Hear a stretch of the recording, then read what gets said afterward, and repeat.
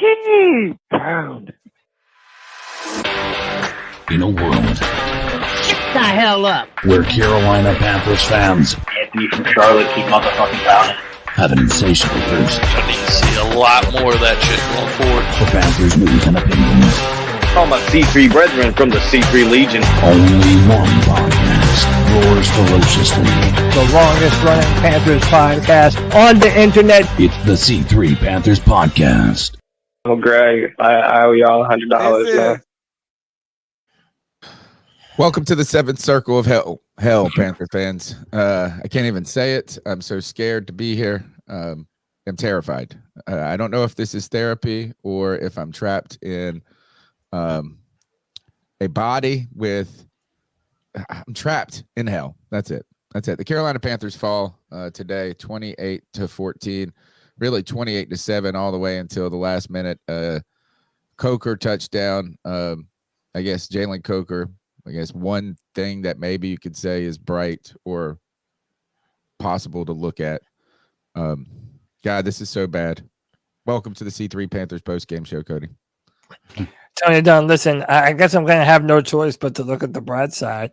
And I think I really enjoy the 4:25 window because it allows me an entire 3.5 hours to start my day of good NFL football before I watch the Carolina Panthers to kind of shield me from the pain of the trash that I will be watching. Dude, just the worst defense that I've ever seen on the Carolina Panther team. Bo Nix had a career day, as we knew that he would. And I dare anyone to be in defense of Bryce Young today. I feel like he missed so many different layups. I felt like he was turning over the ball. And I feel like the Carolina Panthers still, in the year of our Lord 2024, have a giant quarterback problem, Tony Dunn. But we're going to do it with some of the best damn Panther fans in all of YouTube. We got our boy Drew, AU Link, Brandon R, Core Clips, D Was, Daniel Berry Sports Highlights, Easy Clement, Harvey London, Joseph, Muscles Marinara Paisan, Will Cubble, Squad Down Productions, and our homie Nirvash. Tony Dunn. Ain't nothing to it but to do it, brother. Let's roll. The number's 252-228-5098. I'd be surprised if anyone wants to talk about this team other than the three people on this podcast. But therapy session. That's CK, what we're here for, man. Yeah, CK, welcome to the couch. The couch is right behind me over there. You can go sit down, lay down, kick your feet up, and spill all your guts out. We'll get to the root of the problem, and the root of the problem is the Carolina Panthers stink. Bryce Young is probably broken. Bo Nix had 3 passing touchdowns, and Sean Payton remains an asshole. Oh yeah, it's I think all of that is true. Listen, I mean, at the end of the day, we knew that this was going to be one that wasn't pretty. I don't think many of us had an anticipation of Bryce coming in and all of a sudden it's a different Bryce Young, right? We all knew that this was going to be the ultimate outcome. We just were hoping that maybe there was a spark.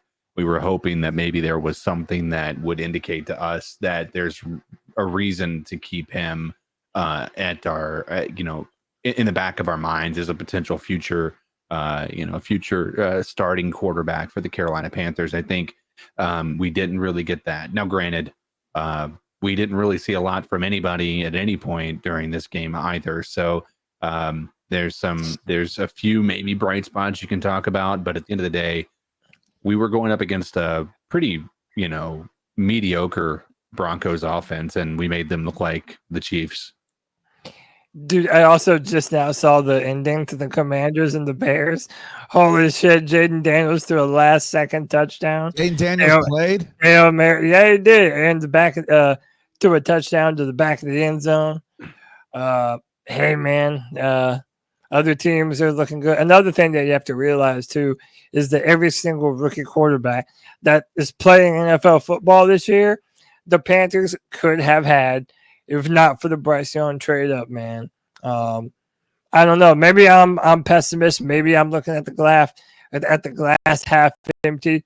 But I feel like there were multiple times today when Bryce Young was not taking care of the football and being inaccurate to the football to the point where he's turning it over. The offensive line was not good today, but the pocket presence for Bryce Young just continues to be a problem, man. He will walk up right into a sack. And I don't know how much you're going to be able to develop Bryce Young at this point. Not everyone says it's bad. LaShawn is really proud of Bryce for scoring more points. One of them was a garbage time touchdown. But I don't know, man. This is by far the worst performance of the Panthers this year. I feel like Tony and CK and everyone in the chat. I feel like every single year, every single Sunday, something gets worse. And now the defense and the offense were just absolutely abysmal today. And I think I understand now why Canales really has no faith in Bryce. He just seems very behind the curve. And a lot of the X's and O's part seems to be the problem, more so than any of the physical talent stuff. So just a lot to be embarrassed by, Tone. Remind you guys that the C3 Panthers post-game show is brought to you by Underdog Fantasy. Underdog is the place to play if you're a sports fan looking to win money while watching sports. With over 5 million happy players and 2 billion won, Underdog makes it fun and easy to cash in on all your favorite athletes' performances. Compete against other players by selecting higher or lower on 2 or more players, and you can win up to 1,000 times your money. Look, right now you can go to underdogfantasy.com or get on the app, and you can go and get a bonus. A promo on mine, Underdog, is Dak Prescott freebie. It's a freebie pick. Over 0.5 total yards. CeeDee Lamb, you can get for 1 rushing or 1 receiving touchdown. Brock Purdy, higher or lower on 238.5 passing yards. So look, fantasy football is probably where you're going to want to start to invest your time, and maybe you can win some money. I saw someone said that, look, they took the higher on Bo Nix against the Panthers. Good thing. You could always take the higher against the Panthers. That's what I've done, and that's how I'm going to win money. And that's what I'm going to do every week, is just take the higher on every player that plays against the Panther, because they're going to have a career day against the Carolina Panthers. Cortland Sutton had 0 yards like 2 weeks ago. This week, 100 yards versus the Panthers. So, look, you can do this. Download the app today. Use the promo code C3P and win and get up to $1,000 in bonus cash instantly. That's promo code C3P at underdogfantasy.com or using the app. Select higher or lower on your favorite players and cash in on Underdog, right? You must be 18 plus, 19 plus in Alabama, Nebraska, CO for some games, Massachusetts and Arizona. You got to be 21, present in a state where Underdog Fantasy operates. Terms apply. Void in Colorado or CO, whatever that. Concerned with your play, call 1-800-GAMBLER or visit ncpgambling.org. Arizona, 1-800-NEXT-STEP. 1-800-639-8783. Text next step 253-342. Call New York. Call the 24/7 Hope line 1-877-8-HOPE-NY or text HOPE-NY 467-369. Dude, done. Man, that was like a beating the Panthers took. Why did the game take so long today? Can then someone tell me that is like why the game didn't end till 7:30? I feel like that is I can tell you the reason why. We actually did a pretty stand-up job against the run. We just couldn't stop the pass. So yeah, we got some sacks today. How about that? Sean Robinson got a pair of them today. Hey, man, a couple of donations here from some angel investors. You know we love Nirvash, who gives us the $10 C3 bomb. Says, look at the bright side. Browns and Patriots won today. We've got a stranglehold on the number 1 overall pick in 2025 thus far. Who you got with the number 1 overall pick? And I hope y'all know that the biggest conversation of the offseason is going to be whether or not Shador and Deion Sanders are going to tell the Carolina Panthers, no, you cannot draft him. But whatever, dude, you know I like to call my shot. Michael Reap with the $10 says, lately I've watched more of C3 than Panthers football. I know it's hard to say it, but keep pounding, fam. Appreciate you, Michael. And last but not least, Mr. Strats with the $2 love bomb says, keep getting pounded. Gosh, it was brutal. I asked this a couple weeks ago, and people scoffed at me for saying it's the 2023 season. What is worse, 2023 or 2024? I don't know. Each week, this is getting worse. This was like one of the worst games the Panthers have ever played, I think.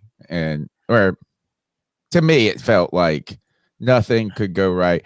I think after this game, the question of could the Carolina Panthers hire another head coach next year is not off the table entirely. No, I don't think so. Which is I crazy. don't. That I would don't be think that four you head coaches. Dude, in I 4 do years. not listen. I understand people might think that we're at that point, but how can you blame Canales for not having a quarterback and not having a defense? Like, now you're going to continue to hire new people and continue to set that coach behind the curve. I'm sorry. I just remembered that year that Zach Taylor, the coach for the Cincinnati Bengals, had the number 1 overall pick. And then the next year they picked Joe Burrow. And here's the thing. There is a sentiment amongst Panther Nation that you cannot draft a quarterback because you're going to put them in another bullshit situation and another bullshit scenario. Y'all need to get that out of your mind. If there is a quarterback that the Panthers like, be it a Cam Ward or a Shedeur Sanders, they are not off the board. And yeah, that's sad because we do need a lot of defense right now. But everything is on the table, and Bryce Young is a bust. I'm sorry. It's just official. I don't want to see more of him. I don't want to see more time for him to flourish and develop. It's over. Bryce is a bust. TK, your thoughts on that? I still think that there's, as you said, and Cody, I'm glad you said, it's unfortunate because it is really unfortunate if they are, that anxious to get a quarterback that they're going to draft one in a draft class where they're, extremely underwhelming. Again, based on what I've seen around the, entire conversation surrounding these quarterbacks this year. I'm not saying that they can't be good in the NFL. I'm just saying that I think that Dan Morgan is going to be more hesitant reaching for a quarterback after his experience with Bryce Young than I think you realize. And I think, that's where I think we're going to see this continue to be a question mark in the offseason. I think that we have such major holes, and especially in a area where I would say Dan is probably the most proud, and that would be a defense. Being that the defense, he comes from a defensive background, being that's our biggest problem right now. I think that you're going to see him put a lot of effort into shoring that up because we have seen when you have a really good defense, you can do some incredible things and win some games. It may not be the prettiest if your offense can't keep up, but I tell you what, keeping the offense in games is something that I think our defense has been able to do in the past, and I think you're going to see Dan Morgan make a push to go back to that. I don't.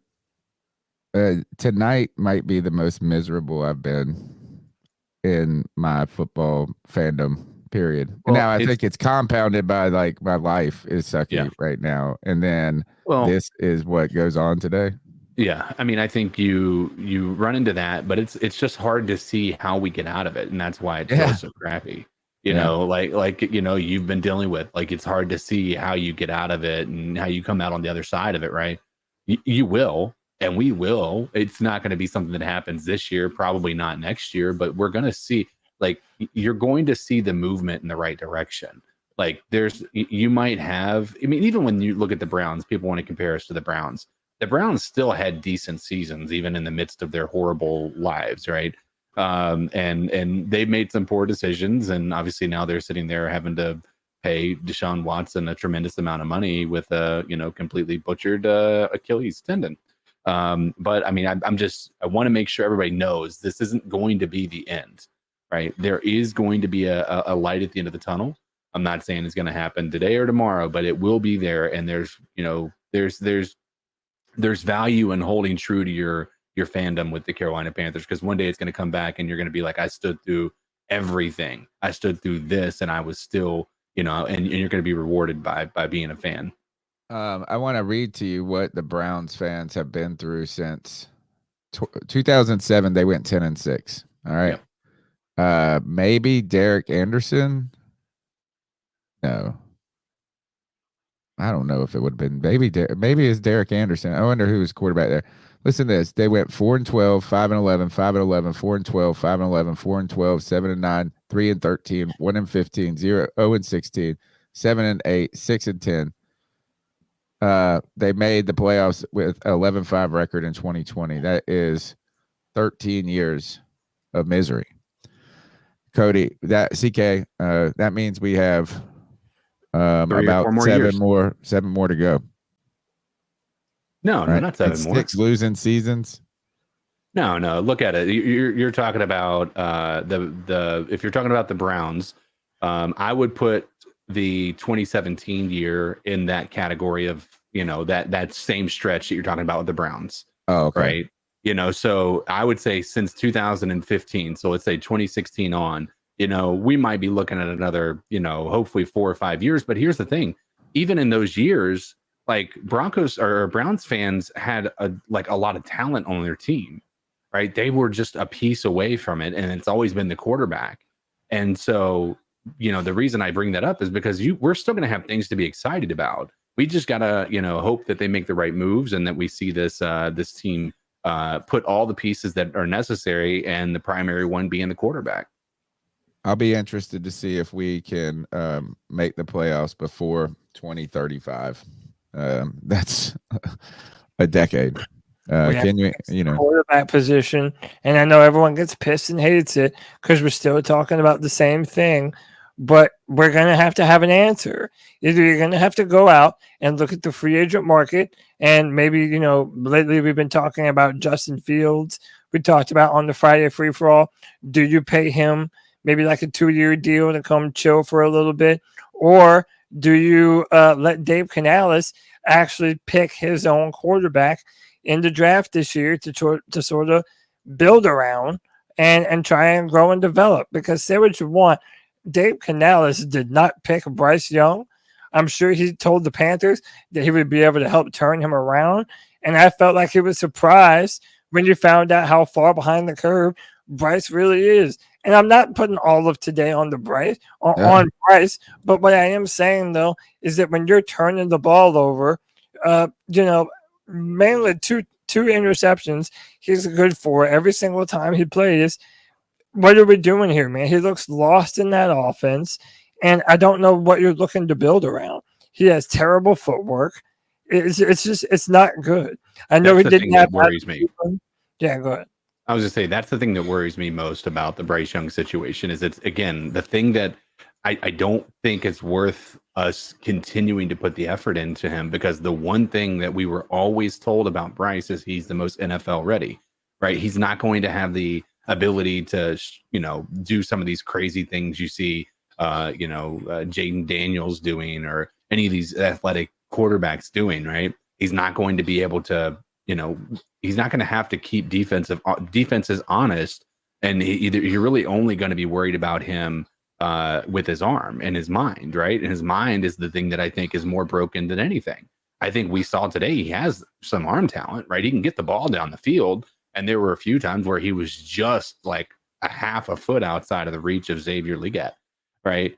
So, I mean, that part's there. It's the other stuff that seems like it wasn't until the game was over that they started to he started to rip the ball down the field. And then you started to see some of these big plays and everything. And it just seems like no matter what, he's so afraid to throw the ball more than 3 yards down the field. And that is the thing. It's no matter what the situation is, he still has that fear. And I don't understand it. And I don't know that it's fixable. Tony, I have the press conference. Do you want to hear it? Yeah, we can watch this. We can watch Bryce and Canales hug. Oh, that was great. Yeah. For me, it was just about competing, trying to find an opportunity. We had something on them, where they were kind of, taking off kind of with their back turned. And we had an opportunity on the play, and it just didn't work out. We missed a throw. We had Sam right there. But for me, it's about competing. We have to just try to find an edge, with this team as we're continuing to learn our processes, as we're continuing to try to find a way to have success. We gotta fight and scratch and see if there's any little edge, anything that can bring us a little spark to continue these drives.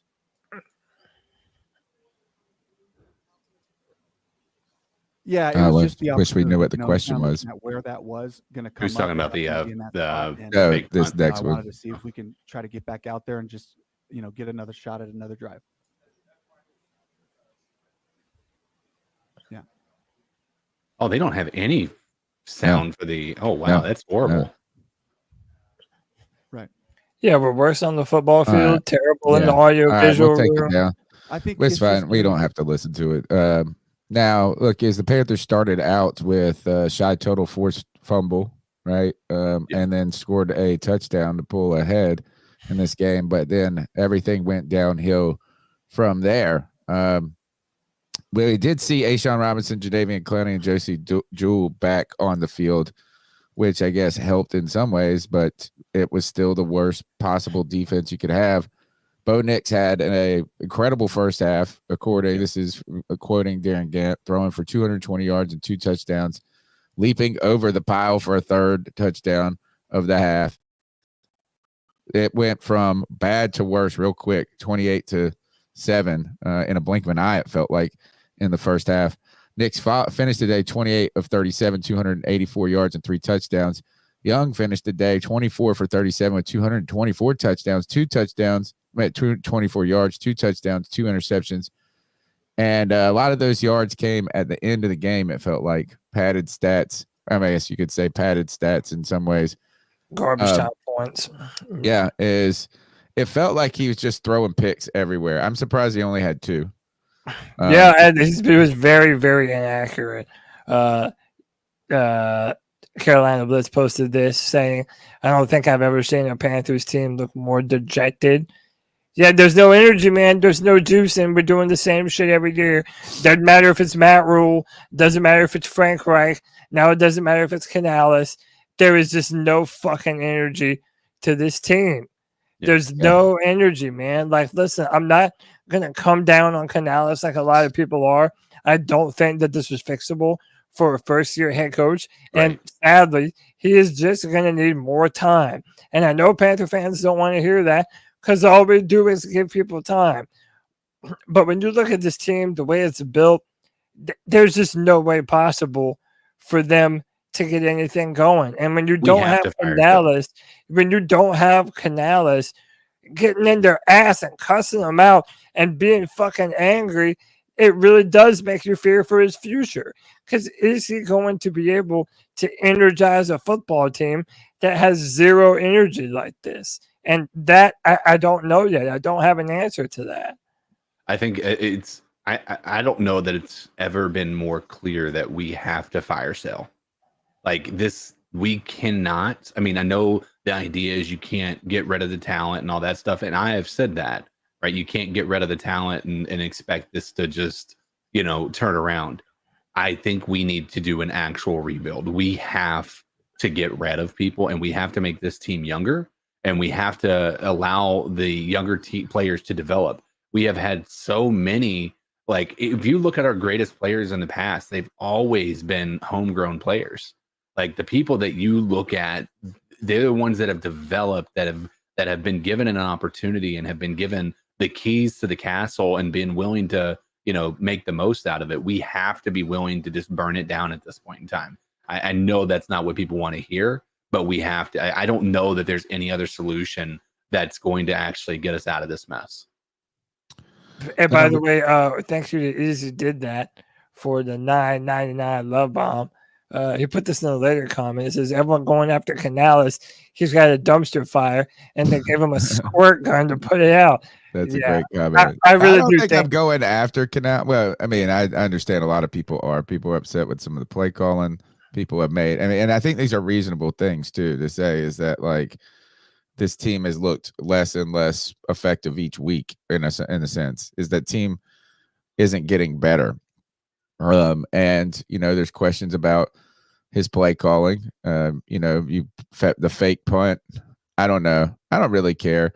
It's just interesting to me that the idea of firing Dave Canales to me seems like a ludicrous conversation to have, particularly this early in the season, number one, but ludicrous in the idea of like what the Panthers have been through.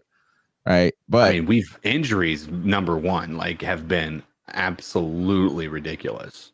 But each week that this goes worse and worse and worse is that we're going to say reasonable people would say, oh, that's not a good idea. But at the end of the season, maybe who knows what David Tepper would do, right? Who knows what David Tepper would do? And so I just think, just like I said a month ago now, I feel like, is that how could the 2024 season be worse than the 2023? And it seemed like ridiculous, and now is not as ridiculous, right? We want to take your calls. That's one thing we want to do. I had another thing to say. Oh, the fire sale, CK. And, and this goes back to something that Cody has said over and over on the show or recently. Are we cursed? Are we cursed? Right? I think we have to have a literal fire, like a purging. And it starts with that fucking ping pong table, dude. Burn the sage. It's like burning sage. Burn the ping pong table. I think that they should go. Have we heard that stuff? That's what I've been saying, man. We heard it a couple of weeks ago. Okay. It's time to get rid of the bad juju and the energy that is around this team. Burn the ping pong tables. Light the effigy. Let's go. We need to. Let's do these shout outs and then get shout out to Vegas Panthers. Drew with the $5 says still only positive is Coker. I'm cool with trading off Johnson and Thielen for picks. I hope we can find someone to take Bryce. He is mega super ass. Man, it shows you this is you can't miss on a first round pick. You can't miss on a number one overall. You can't miss on something. Hell, if we would have naturally gotten the number one, missing on it is problematic. But not only did we not naturally get it, we traded up. Miss. And gosh, like DK said, is that it's the hard part is that it's hard to see a way out of it. It's just hard to see how you can even start to climb, even though he's ultimately been optimistic that you're going to have to climb some point. All right, let's go to some calls, man. The number's 252-228-5098. So what are your thoughts on catcalling? Yeah, it's pretty. You shouldn't do that to somebody. And how did that make you feel? Very uncomfortable. So how do you think catcalling makes the person feel? It feels good, like. Who's that cat sitting in the back corner with his face buried in his nose? Who's that kid that can use one?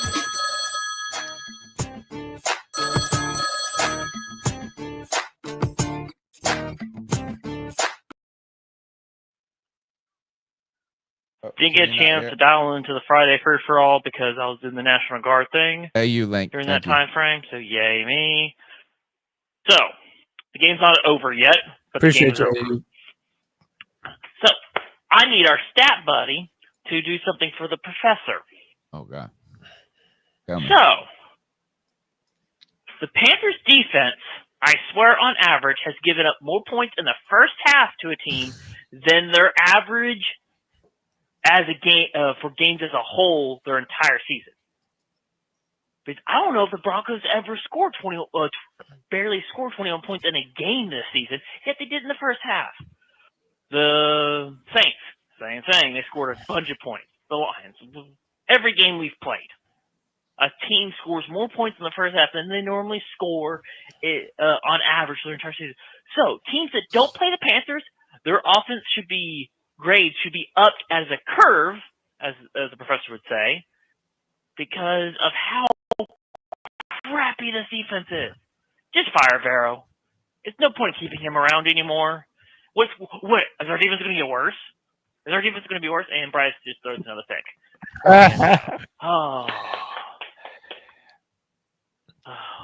So, we have to fire. I am currently watching the U.S. women's soccer match. I'm watching the game right now because of National Guard. I didn't get a chance to go up there and watch it, and they just tied it up against Iceland. Yay! I would highly recommend watching U.S. women's soccer over any Panthers game for the rest of the year. That's probably what I'll be doing. Right now, I am a fan because of the fans, not because of the team. I don't know if you guys feel the same way, but I do. And I'll see you guys on the podcast. Thank you. Pounding or keep suffering. Yeah, I don't keep know anymore. I suffering. think we should do the new line, keep suffering. Okay, whatever, guys. Good luck. I feel like Sunday for me in my life at this point is just like after being tortured with bamboo shoots underneath the fingernails, it's like just let's top it off with a good old waterboarding to finalize the week right there. All right, let's go. That was AU Link from Alabama. Let's go to Lucas. What's up, y'all? It's Lucas from Forest City. So, for the little while we were winning at the beginning of the game, Xavier Legette had me doing the dollar bill in my living room. I just thought I would share that with Panther Nation while The dollar bill. What's that? since we don't get to enjoy football that much. Oh. I got to enjoy football for a little bit today, so I thought I would share that with y'all. I just wanted to talk with y'all, C3 Nation. Talk to me, man. Coach Canales play calling, it stinks, man. Going for fourth down when we're still in the game, it's like 14-7 in the second quarter, and we're going for it.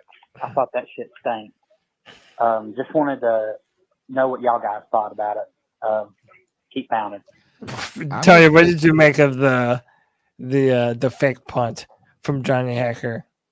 I think is that it's desperation. You know, Sure. Is that I think that's what the fourth and so Lucas was talking about going for it in the first quarter or something like that on fourth down where you're in the game, you're pressing. You know, I think that just shows that the team that he knows, that everyone knows, is that like it's like screw it time for everything. You know, it's like I'm just more upset about the damn Sean Payton's stupid ass. Like, what kind of asshole is doing that when you're just curb stomping? I mean, it's Sean Payton. We've known that, you know, coming into this. I mean, Sean Payton is Sean Payton. Yeah. I think everything smells of desperation. And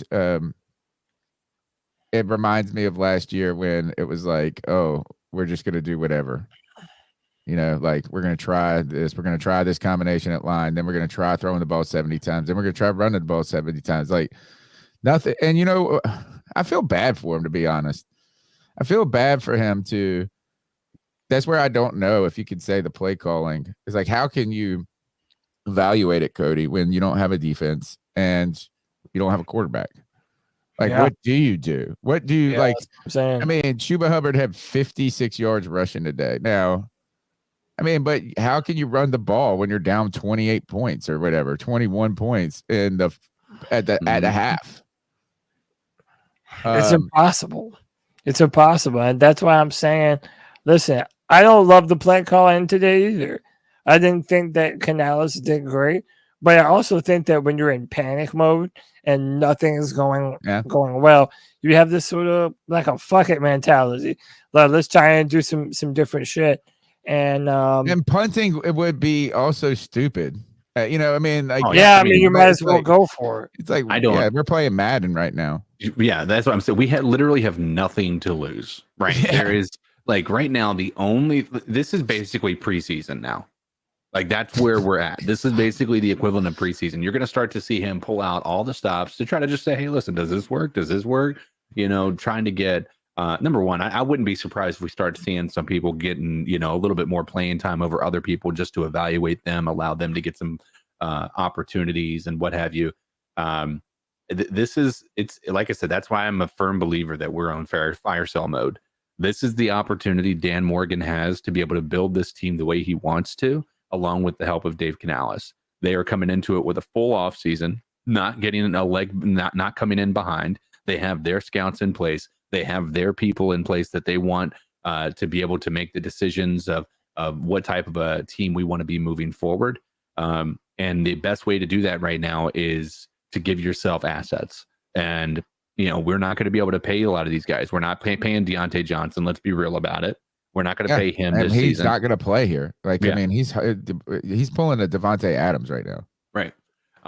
So I'm certain that, you know, we're going to start to see some, especially after this one today, we're going to start to see some movement. And that could be a good thing. You know, that's all I'm saying. Yeah, is that you need to. I mean, I think there was some hesitation just 2 weeks ago about, how are you going to build a team with no talent, right? But you don't have any talent, period. And now I think the one thing that is, well, look, is we could always circle back to the Bryce discussion as being the most like emblematic of what the challenge that the Panthers are facing, right? Is like, it's emblematic. Whether you think Bryce could be better somewhere, is like, he is a representation of all the things that have gone wrong for the Carolina Panthers. But then now you've got an offensive line that's getting mucked up. Yeah. You know, and you had K Mays out there playing center. You had Brady Christensen at left tackle. So, like, now even the one thing that you had going for you is starting to crumble right before your eyes. Very difficult. Let's go to Anthony in Charlotte. Yo. What's up, C3? It's Anthony from Charlotte. Hope y'all boys are having a good Sunday. Another week, another loss. We lost 28-14. Came out the gate, looked like, all right, maybe we could get something going here, but you know, this is the Carolina Panthers. They're never going to get something going. Regardless, you know, Bryce didn't play good. I mean, he had 2 touchdowns, 2 interceptions, but the whole operation just seems very sloppy. The only bright side coming out of this is he found something in Jalen Coker, who's, I mean, in my opinion, clearly got more talent than Xavier Legette and Jonathan Mingo. That's just my opinion. But, yeah, man, like, I know this roster is bad, and, you know, this year I just wanted to see if we can improve from last year, but it really feels like it gets worse every year. And it makes sense why Bryce wasn't starting. Canales, I don't think he believed in him at all, even when he got the job. I think he just told Tepper a bunch of bullshit. I said this last week. I'll still stand on it. You know, I just don't know if I'm ready to, you know, with all the holes we have on this team, if we're just going to hand Canales his own quarterback. Because to be honest with you, and I know Pickle and some other people agree with on Twitter and stuff, it really feels like we hired an offensive coordinator to be our head coach. And what I mean by that is, like, when people bring up, I wanted a defensive-minded coach, it feels like Canales would have been great in the role that he had last year on this team. And I just don't know what to think, man. It's embarrassing. It's every year now. It gets worse and worse. There's no direction. You don't have any talent on this team. But one thing's for sure, you know, we're going to get the number 1 pick at this point. You know, next week we play the Saints. We'll probably be back. But even if he's not back, we'll probably make Spencer Rattler look good. Bo Nix looked like a straight-up Hall of Famer today. Yeah, it's really bad. It's really, really bad. There's not much hope. There's not hope at all. I don't know what to think. Like, okay, yeah, cool. I guess we look forward to drafting a player like Travis Hunter or someone like that. But damn, this is like a 5-year rebuild. I mean, these games It feels like a decade away. Go out, go find something else to do with your Sundays. Enjoy yourself, spend time with family. Here, hold on, let me call you back. All right, look, we got some copay. Got a copay here. AWS Drummer 25. Thank you for the $4.99 C3 copay, the therapy session copay. Says we have to let Bryce start the rest of the season. Let him prove us right or wrong. You know what? I'm with that. I'm with it, dude. I'm numb. I don't even give a fuck. Dude, if we play Dalton or Bryce, it's like I feel like we're gonna be picking number 1 overall. Oh well, yeah, but I think it's like no. I mean, you're not wrong. No, he's not wrong. It's almost you might as well play him because Dalton wasn't doing too much better. No. But at the same time, I think like we know who Bryce is at this point. If you want to say there's not enough around him, fine. But to me, you're not convincing me otherwise. White Chocolate Espresso with the $2 love bomb says, I'll take 2 firsts and Garrett in a trade back. You are delusional if you think Myles Garrett wants to end his career in the Browns of the NFC, dude. There's no way. We are the Browns of the NFC. Does he have a no trade clause or something? Does he get to choose where he goes? That would be a question.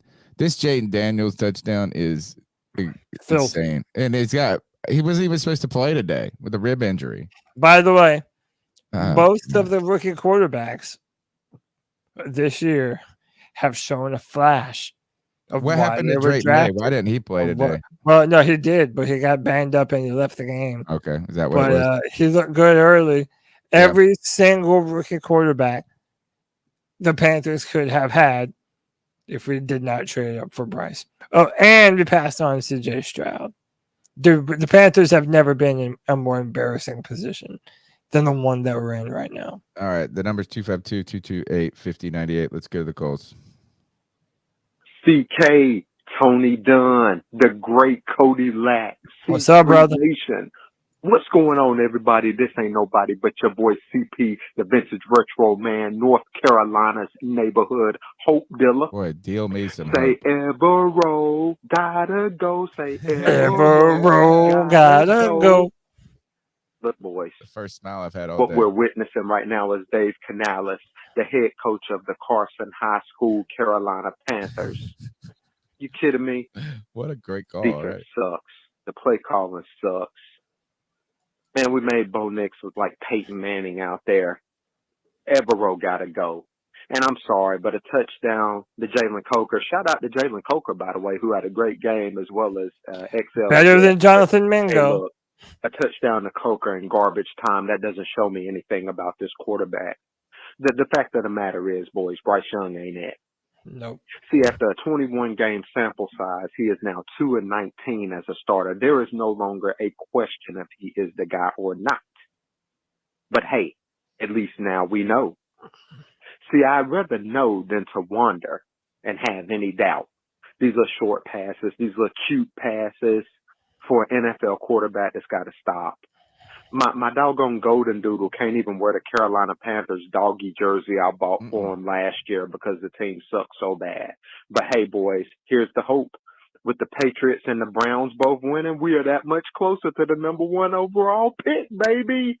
Woo! Love you, boys. Hey, keep pounding. Last thing, Sean Payton sucks.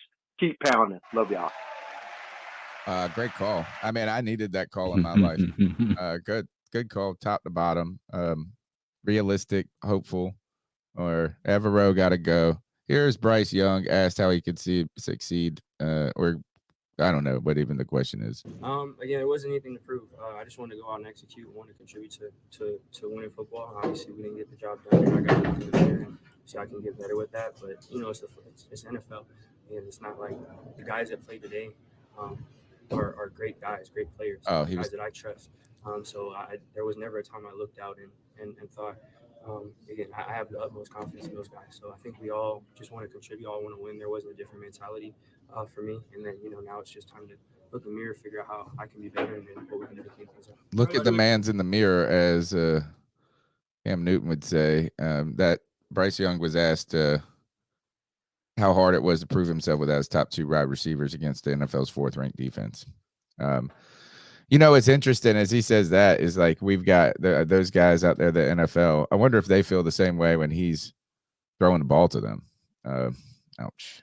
All right, let's go back to the calls. I think this might be Anthony. Yo, what's up, C3? Okay, I got cut off, but yeah, go find something else to do with your Sundays. Wow, Sean Payton and J.C. Horn getting into it. That's crazy.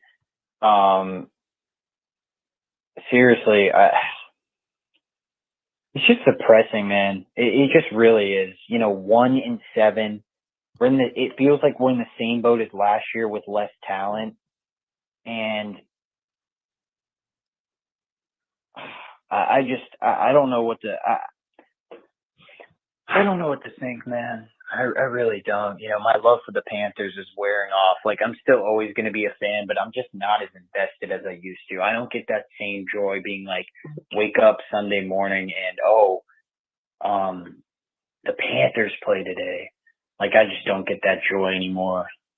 It sucks. It really does. But, you know, like, the bottom line is Bryce Young sucks. Andy Dalton sucks.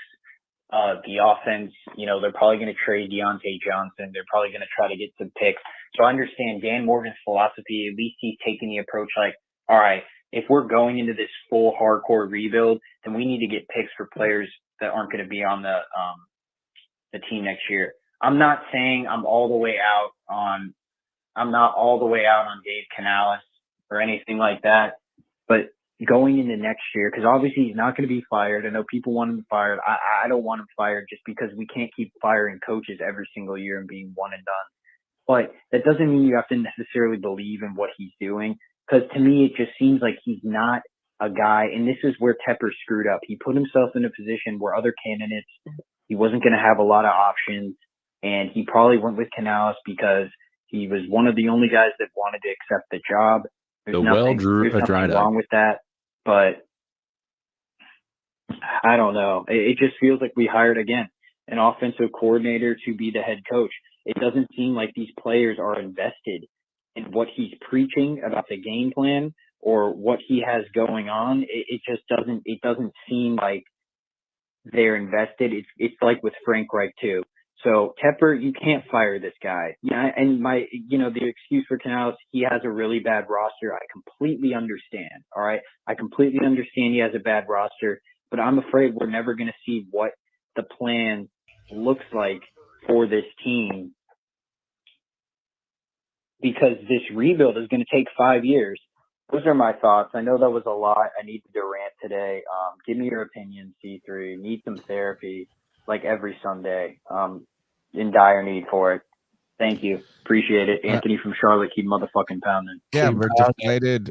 I think this is I know this is like a low spot for me doing the podcast. Like, it's like, gosh, when is this ever gonna end? Right. Look at this play, the Saints. Yeah, so a defender tries to tear Justin Herbert's knee in half. Yeah, and look at this, this is the good part about it. Why is it going so slow? I'm not playing it. I'm fast forwarding just so we don't get dinged. So now, look at this. Yeah, remember last year when Bradley Bozeman didn't do a damn thing when they smacked Bryce Young into the fucking ground? Yeah, but dude. When it's for Herbert, is he trying to? Dude, straight up puts him in a chokehold, dude. He gets him on top of him and he starts strangling the dude. Dude, don't mess with my quarterback, bro. All right, let's go back to the calls. Callcast brothers, what's up? It's G Cavassier. Another fucking loss. Bryce Young is not it.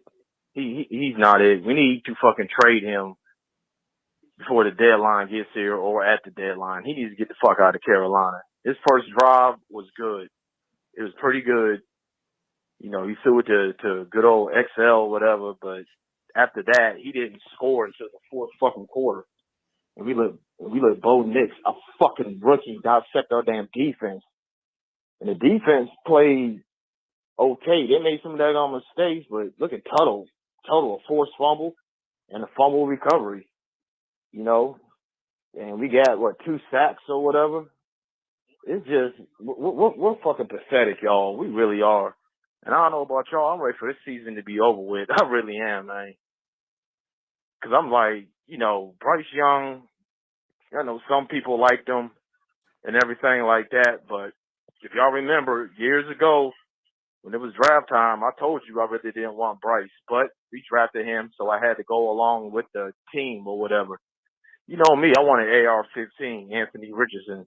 Oh, I'm y'all about can to go talk back about and listen. this. I wanted that motherfucker, I swear. Yeah, I did but too. But now we're 1-7, and we get New Orleans next week, fucking Germany, which I will wake up early in the morning to watch that game. Because the Saints, they lost today too, so it's hard being a Panthers fan. It really is. It really, really is. Because today, in my opinion, they showed fucking heart. They really did. And I'm at the point now to where Dave Canales needs to stop fucking calling the damn offensive plays. Use our damn offensive coordinator. Because I told y'all we went through the same shit last year with Frank Wright and the dude that came from the LA Rams. The same exact shit, like for real. Because when Dave Canales was with Tampa, a lot of people don't remember, but his offense was in the bottom 10 of the fucking league. They made the playoffs and they played good, but they was in the bottom 10 of the fucking league, man. So give me your thoughts on that, y'all. Keep pounding. I have a type, and it is people that look like Cam Newton, and Anthony Richardson was that type. So I was like, at the last moment, I was a CJ Stroud guy all the way, and then the last moment, I was like, oh, Anthony Richardson, he's my type. Dude, he's looking hurt more and more all the time. CK, he went 10 for 32 today. Yeah. 10 for 32. Hold on. Let's even go this far. He pulled himself out of the game in the third quarter because he was tired. Oh, God. Yeah. Now, Pat Josh McAfee Downs, tweeted Josh about Downs, it, making fun of him. Who was the other quarterback? Nobody. Flacco. They didn't have an attempt to pass at all, or whatever. Josh Downs 9 for 4, 109 yards and a touchdown, 69-yard touchdown. I guess. Gosh, now he faced off against Stroud, who was 25 for 37, 1 touchdown, no interceptions. Do y'all want to hear Bryce Young being questioned on if he did enough to be the starter? Okay, just torture me some more. Don't sound so excited. He's gonna be like, "Oh, I don't listen. I'm not motivated from the outside. Just motivated from the inside." Control, whatever it is, I'm going to bring my best to the building. I want to contribute to help the team, however it is, and those decisions are mine. Do you want to be the starter? I mean, again, of course, I'm grateful to play.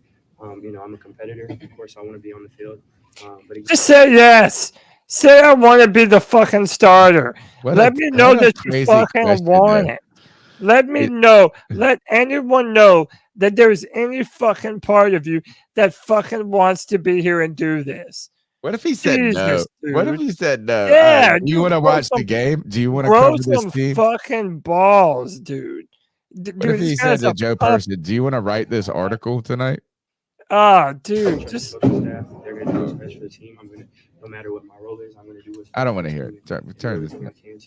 God, dude, like I swear, you watch him play, and then his interviews make it all the worse.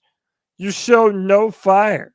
No, I've never heard that question before. No, have you ever heard a reporter say, "Do you want to be the starter?" Like, do you want? What if he's just like, "Nah, dude, nah, I'm good. This team stinks." Bro, like straight up, this dude's really pissing me the fuck off. Not only do you not show any sort of development when you have an opportunity, there were open wide receivers, you're still missing them, and you don't have enough balls to come up here and say, yeah, you want to be the starter over Andy. Don't just fucking say it. That doesn't make you a bad teammate. That doesn't make you a bad friend.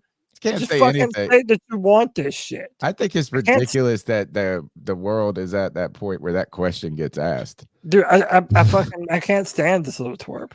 I fucking can't stand him, dude. Go to the next call. What's up, y'all? I'll go ahead and start by saying that this is definitely going to be a two-part call. I got a lot to say. All right. So let's go ahead and get started with this shit. I did like the first quarter. I thought it was a great turnover to get the game started. I fucking love seeing Coker getting the ball all goddamn game. I mean, it was great. He got that touchdown towards the end. That's fucking awesome. Made plays in the first and the third and the fourth. He gave us confidence that that's the guy that we should have out there. So that was totally great. Totally fine with him, being able to ball out. Man, Bryce looked good to start. That first drive, it did look good.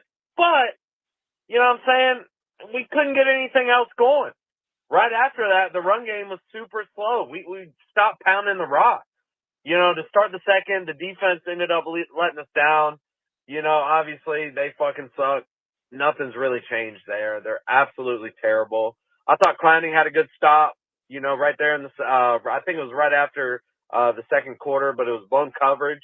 in the end zone for the score. Bryce gets the ball, and he's just checking that fucker down, though. The whole rest of the game, realistically, after that first drive, just check down, check down, check down. He would not push it downfield for anybody, for anything. He's taking the easy pass. I don't ever think that that's ever going to work in Carolina. We know it's not. He's not winning games.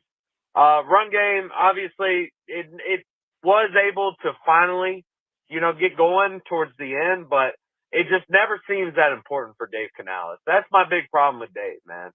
He does not value those kind of players around him.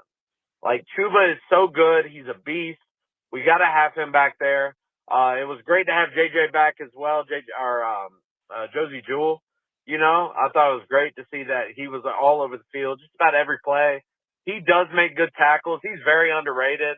I think a lot of people talk shit about him, which is, I don't think warranted. I think he's one of our better guys. Defense was just terrible all second half, though. Our DBs are absolutely trash. Holds everywhere. Bo Nix had a fucking field day. I don't care what anybody says. That dude, he balled out on us, just like every other quarterback. But, going forward, I'm not totally sold on Icky. I thought that hold on third down, it totally killed us. We got to do better there. It was a terrible play call by Dave Canales, not to run the ball, but to give Bryce the option to throw it. What the fuck are we doing there? That was a terrible play call. That's part of the reason why I don't totally believe in Dave going forward. Regardless of that, I got to say that Xavier Legette, he all right, here is part 2 of his call. What's up, guys? It's Chase from Anderson. Hold on. We'll go back to you. Part 2. But again, Xavier Legette had a good game, but he's got to catch that one ball. Unfortunately, it just went right through his hands, so that pretty sucked. It was a bad call on 75, that jump, bro. Like, that was crazy. I didn't think Brady fucking moved at all. It was clearly 5. Obviously, second half starts, random timeout on the third. That's got to be coaching, man. Dude, I don't understand why we're calling these random timeouts, bro. It makes no sense to me. And then Bryce, with pressure all around him, missed the wide receiver. It's like, we got to play better, man. 3rd and 17, and he hits the check down. 3rd and 17. Bryce, that ain't it, bro. That's a terrible job. He's the anti-Cam Newton. Obviously, we do the fake. I thought that was a just shitty throw by Hecker. The dude fucking airmailed him. The defender was literally laughing at the guy. I don't know if you saw on the on the broadcast. The defender was literally laughing at him. Again, my notes pretty much say, Coker, he just played great all game. Bryce is terrible. He sucks. Keep pounding. Yeah, I think we got to go to the defense a little bit. How can anybody be good? How can the defense be good or the Panthers offense be good when the other one is also bad? The Broncos went 11 for 17 on 3rd down, 1 for 2 on 4th down. They had a total of 400 offensive yards against the Carolina Panthers. Difficult day for Panther fans. See, we got there we go. Let's go to Chase from Anderson. What's up, guys? It's Chase from Anderson. Well, the score-wise, it wasn't as lopsided as expected, but I think that's contributed to Sean Payton trying to do way too much and be cutesy with play calling in the second half. I don't know what he was trying to do. He's trying to embarrass the whole NFC South. A bunch of deep passes and fakes and whatever trick plays he kept doing in the second half. Well, I don't understand what he was doing. I think that's why there was so much trash talking to him on the sidelines, because they knew what he was doing. But yeah, well, Bryce Young was outside of the 2 picks. His stats weren't too bad today, surprisingly, but a lot of that contributed to, like I say, Sean Payton trying to do way too much in the second half or be cute or something. I don't know. Tough. I gotta say I've had the least energy I think I've ever had on a show right now. Well, it's just right now it's sort of like what you talked about, right? It's when we have like I know this, some people might consider this a blowout, but this wasn't as bad as many of the games have been this year. When they're really bad, like people show up, right? When they're kind of we're just losing, but there's just like it is what it is. There's nothing new to talk about. It's just we're all apathetic about it. You know, it sucks, but you know, apathy is apathy. Yeah. That is a t-shirt. Apathy is apathy. I think we need to come up, like, at this point, we're not going to be able to fix the Panthers. This is going to be there's 9 more games to do. We just need to start making t-shirts. And I think I want to do one where, you know how you have the definition, that'll give a word, and then have the definition noun. I think you'd have to do lowercase, because teppered. What is it to be teppered? And it's to kill all of football, but bring music to Charlotte. Definition. So I don't know. We have to just get creative. We're gonna have to put our creative juices somewhere else, because apathy is apathy. That's the next shirt right there. All right, back to the calls. What's up, guys? Stress here. I'm sure at the point in time that you're actually playing this call, because I called in late, everyone's probably already hit the highlights. I don't know, man. Pickle and I were talking earlier today, and it just seems like we don't even know the leadership doesn't even know what direction to take. Right. It certainly feels like that, because I can't work out in my mind how I can't work out anything, to be honest with you. I feel like a lot of this is just it just doesn't seem like anyone has any ounce of direction. They talked a big game of, here's what we're going to do. And Pickle did say earlier when I was talking to him, he was like, you know what, maybe they did have a plan, but then very quickly they realized that the plan was not going to work. I don't know. I just don't. I'm so sorry. I have nothing to offer. Don't worry. I don't know where you go with this, dude. I don't know. Same. It just feels like we're going in circles, and even I feel like if we continue down the same trajectory, even after we make picks in the draft this year, it still won't be good enough to, even if they hit them perfect. It's without a direction, you got nothing. Yeah.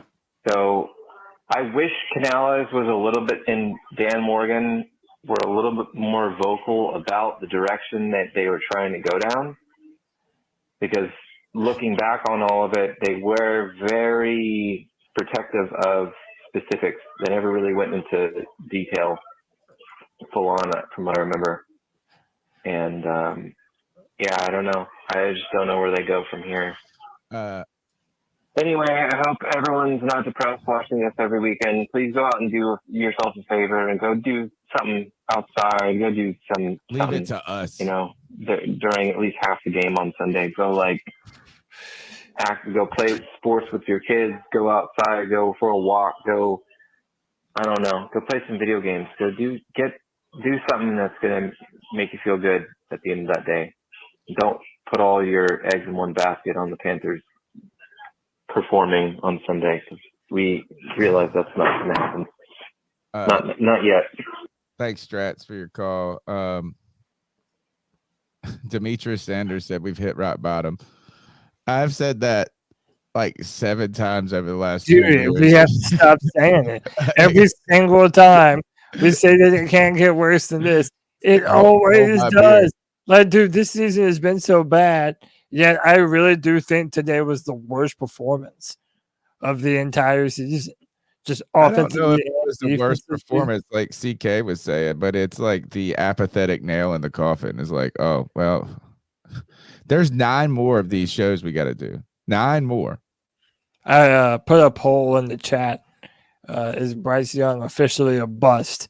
And right now we're at 222 votes, and 68% of people say undeniably Bryce Young.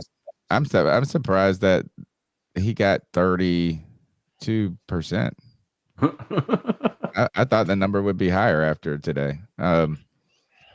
It's like, are we going to just become, there's a special irony in this. God is putting tests in my life at every turn, right? Like he is testing my fortitude as a human at every turn. And this podcast is one of those tests. Because look, actually clutch fire, you jerk. He said this is what it is. He said, can you guys do a mock draft tonight? That's where the irony of this is I hate the draft. I hate mock drafts more than anything, but I have been tested. God has tested me by making me do a podcast that ultimately will be a mock draft podcast. The only thing that you will ever look forward to is NFL draft from now until the end of your fandom, dude. You better get used to it. Man. Dude, that is the most hellish punishment. It's terrible. I mean, that is the one thing I hate doing. I hate doing mock drafts. I hate that. And now I'm going to have a podcast that is dedicated to the draft every year. It's like, it's week 8. We're doing mock drafts. Gosh. All right, let's go to the next call.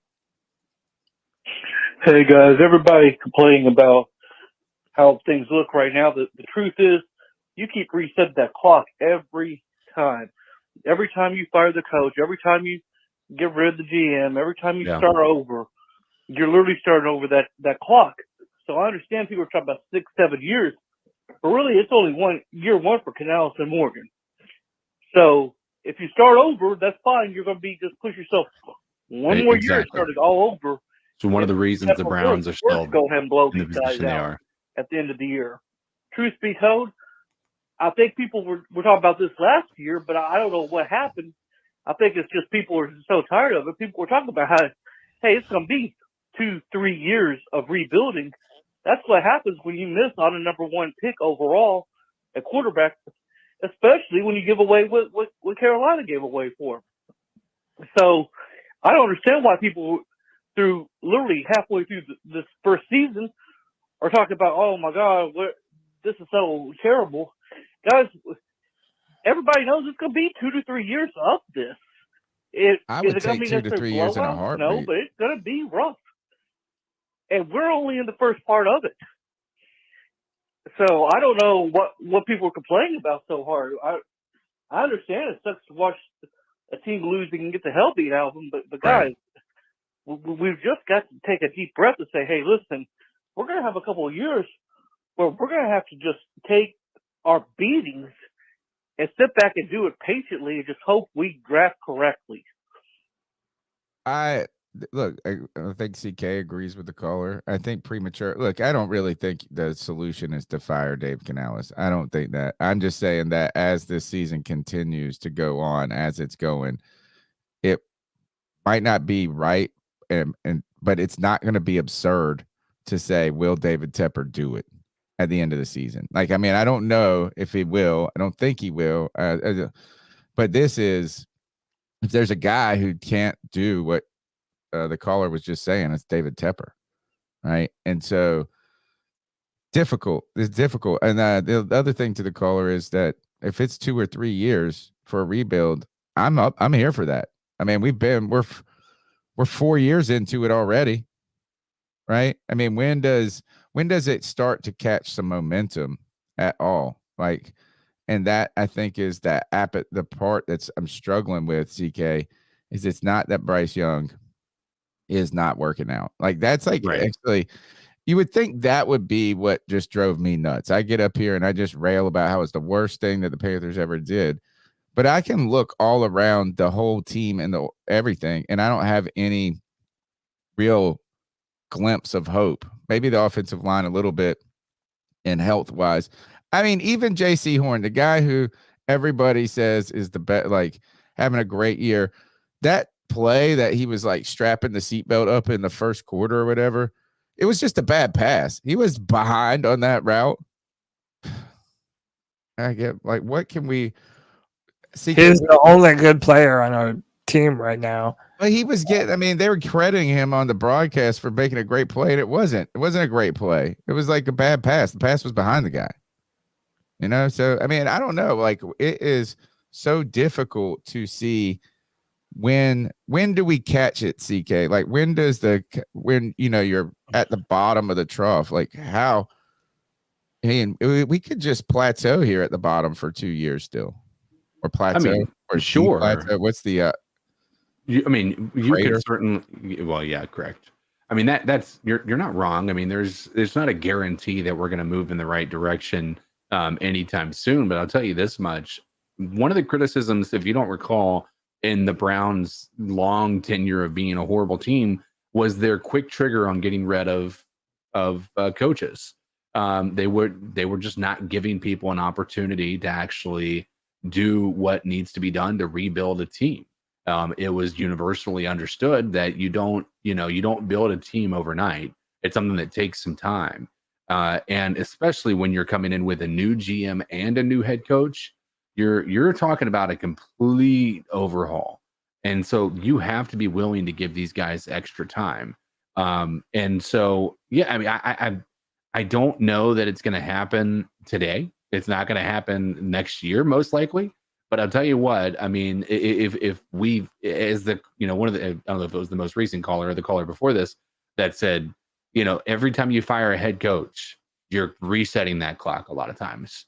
Now, it's not always the case. You look at the Texans and, you say, oh, well, they had a first year head coach who went to the went to the playoffs.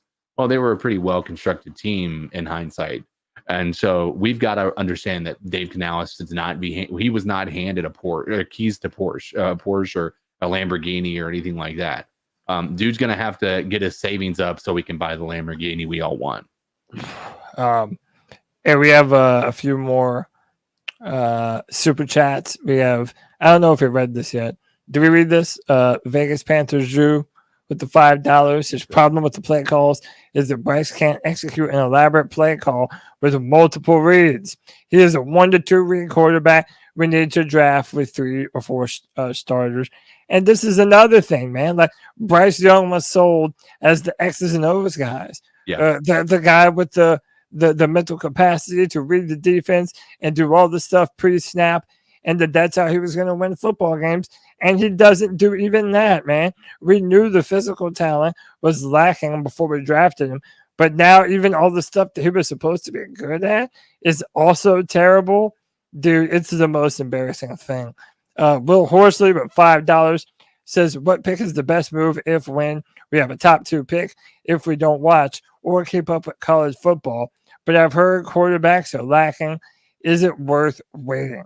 It just depends, man. We're going to have to finish the season and see how some of these dudes finish out. Cam Ward, Quinn Ewers, Jalen Milroe is another one. Even the Penn State quarterback, Drew Ayler, is another physical talent type of player. But listen, we have to talk about Shedeur Sanders at some point. If he's the number 1 quarterback and we're sitting at number 1, do the Panthers take him? I mean, he definitely has a superstar feel that Bryce Young does not have.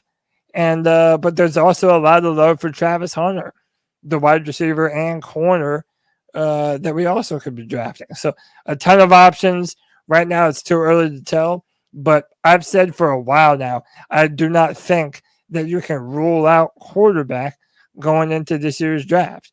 It doesn't have to be one, but you can't rule it out yet. You just can't. I think I agree. You can't rule it out, but I feel like if we're picking number 1 overall, the only way I think we're taking a quarterback is if we do a trade back situation. Well, I think that what I would say, I don't even know. I can't even just muster my words up. I'm so deflated. CK, you're saying that because you don't think there's a quarterback worth the number 1 overall pick? Right. I don't think that the number 1 overall pick is not as there's going to be so many other talented positions that we are in need of that they're going to take the best player they possibly can at number 1, or they're going to trade back in an effort to build this team in a more effective way. See, this is where I think if you start thinking about it, I've kind of gone. Let me talk about my fantasy league that I'm in. Okay, it's a dynasty league, and I just recently leagues. Yeah, I'm 3-4. It's not a lost season entirely, but I'm 3 games behind the number 1 person, right? Now I haven't just said I'm sold. I've still got a pretty decent team, but I am getting picks over the next 2 or 3 years I got rid of Jaden Daniels. I've gotten rid of Mahomes, and I've got a bunch of picks. Okay. And so my approach is I'm still able to be competitive this year because I have a lot of the pieces I still need for the future, right, on my team. But I'm building up these picks. Now, think about this from the Panthers' perspective. Right now, we go into next year, I think, with 8 total picks, right? So let's just say we do get rid of Thielen, we get rid of Deontay Johnson, whoever else. You could throw Chuba Hubbard in there if you want to as well, right? We could conceivably, if you play your cards right, have 12 to 13 picks in the draft this year. And if, this... my hope is that Dan Morgan understands what he wants and he has his scouts looking for what he wants, and they're able to move forward with that in the back of their mind. And I just think we need to build these. I said at the beginning of the show, we need to fire sale. We need to move on. We need to get as many picks as we possibly can and rebuild this the correct way. I respect that. And I think, well, I wouldn't respect that. Like I disrespect, why would I just be like, I don't respect that? I think though, what Cody has a point too, and that is if you're not drafting a quarterback at number 1, it's because you believe that there is a better player at a better position that you need, like BPA. Yeah, 100%. Right. But I think Cody is right that you can't not draft a quarterback just because you're fearful of what you've done wrong. Yeah. And that's no, I don't think you were arguing that, right? I think you were saying, look, is that if you draft a quarterback, it's not BPA. Right. But if we get to but some people are saying, look, is you can't draft a quarterback, it's going to set us back. That's not, you can't play scared either. Right. You can't is just because you think you have to do so much still, you can pass on a quarterback that that could be good, so I think you have to make the pick with conviction, and that is if you pick a player, you pick an offensive lineman, you pick a defensive lineman, you pick a corner, or you pick a quarterback, you just have to believe the pick and get out of your head the things that have happened in the past and start fresh. I agree. Yeah, you can't blame the men of the present on what the men of the past couldn't do.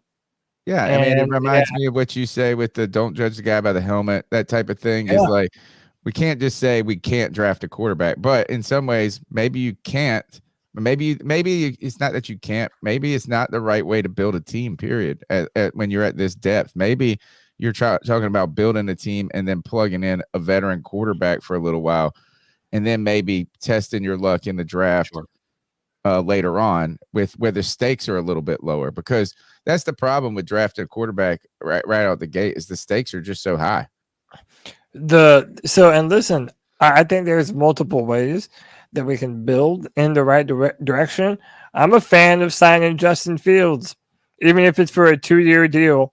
Have him come in here and be the bridge, and that still doesn't even prevent you from drafting a quarterback. I mean, I hate to say this, but look at what the Falcons did, right? They knew they had a good offensive line. They went and got someone, and they still drafted Michael Penix. So I think Justin Fields has the arm talent. He has the running ability. I think that he could be a little bit more dynamic in this offense. I would love to see what Dave Canales could do with him, given his previous track record with some other quarterbacks. But yeah, and again, like CK, I know you've said before too that you've heard that this is a bad year for quarterbacks, but I also just caution to not take on some of those blanket assessments.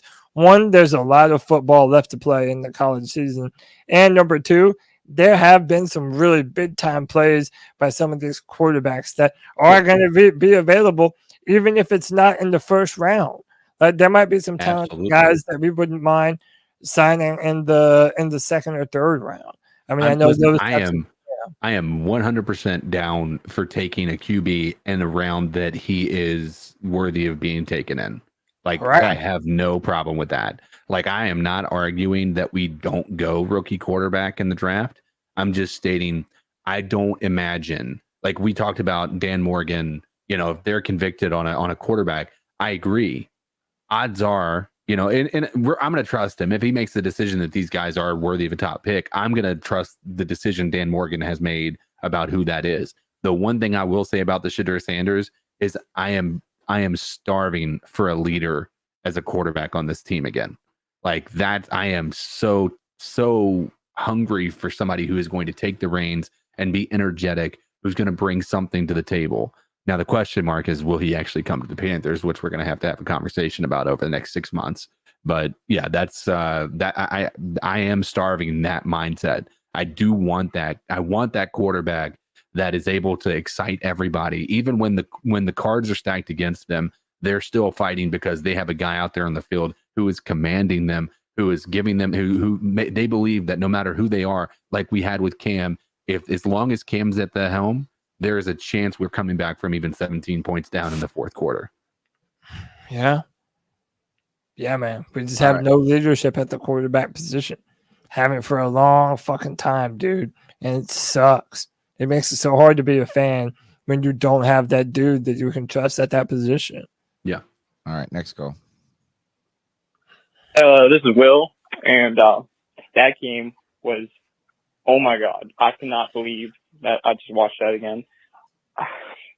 I grew up, and I was in third grade when Super Bowl 50 happened, and I had to suffer through that with the Broncos beating us. Now I have to watch this. It's like acid in my eyes for real. The only positive on this team is Jalen Coker. It's the only future piece we have. If you look at 50-50 sometimes. He looked good today. I think he could have caught a few of those balls that Bryce maybe overthrew him, but that's here there. But Bryce Young is a bust. It's time to call it what it is. I've been refusing to say it till today. This is my last go of believing in him. I can't believe in him no more. I truly believe, and I'm a Clemson fan. The only thing I live for at this point for football is Clemson football. And I think Cade Klubnik is a better quarterback than Bryce Young at this point.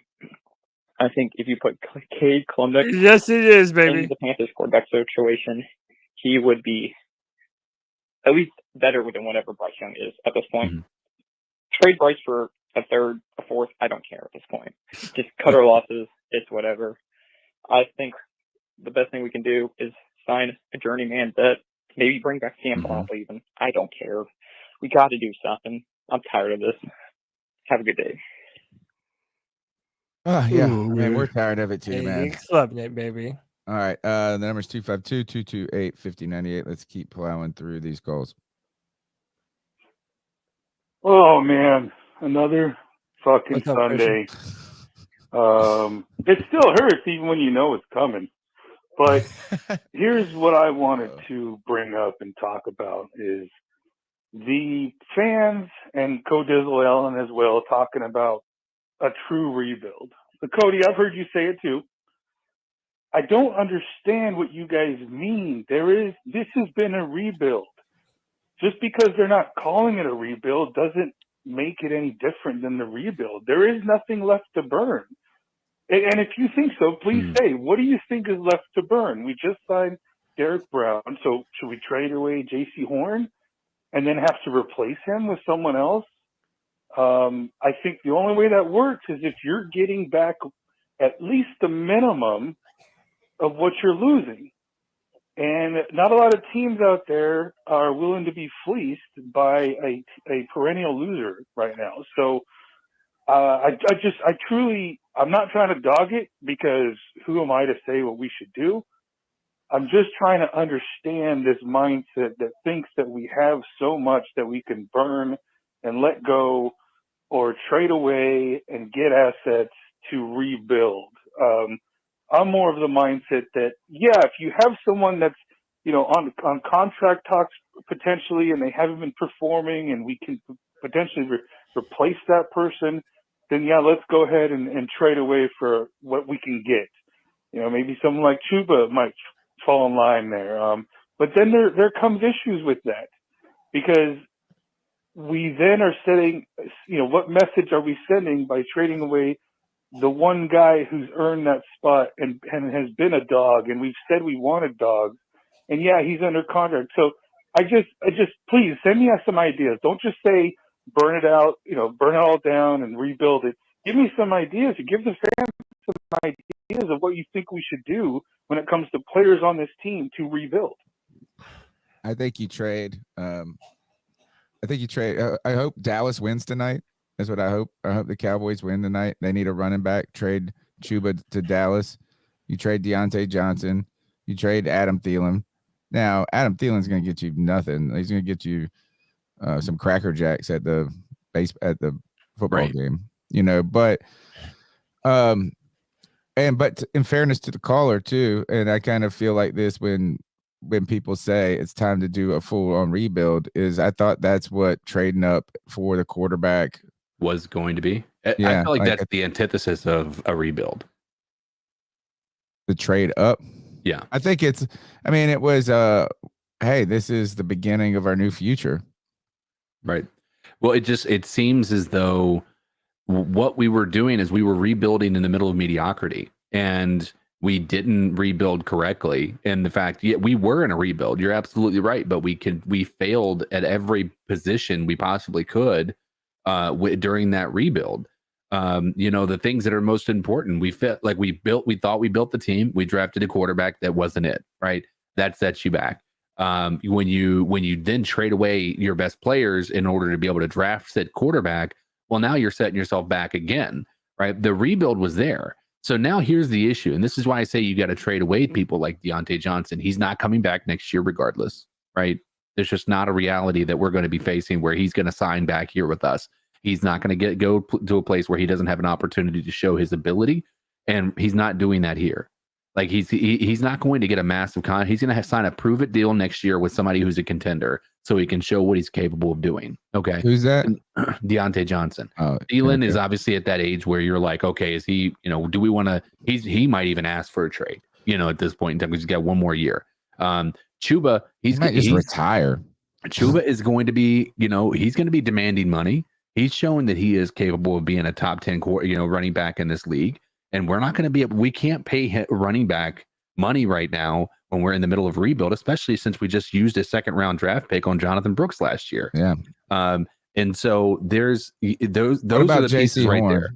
What about JC Horn? See, JC Horn's a different beast entirely, because I feel like cornerback is so hard to hit on in the draft. I think you have to hold on to those key pieces like a Derek Brown. Those are core pieces that are still young that, you're going to have to build around regardless. And, trying to draft a cornerback while building a new defense, because we're going to have a new defensive coordinator. I just don't think that makes a lot of sense when you have a guy like JC Horn on the roster. So that piece sticks around. When I say fire sale, I'm not saying you trade every asset you have. I'm just saying you can't. You've got to trade. We've got to do what we were never willing to do with like people like Curtis Samuel, where we know we're not going to be able to have them on the team next year or the next 2 years. Get rid of them while they have some value to a team that's maybe a bit desperate, and try to make it work. Cowboys are a great candidate for a situation like that. Heck, if you could do it, it might be worth trying to get Jonathan Brooks over there. As much as Jerry Jones loved him, he might be willing to pay a first round draft pick for that guy. I like where your head's at, CK. I think I agree with really about everything you said.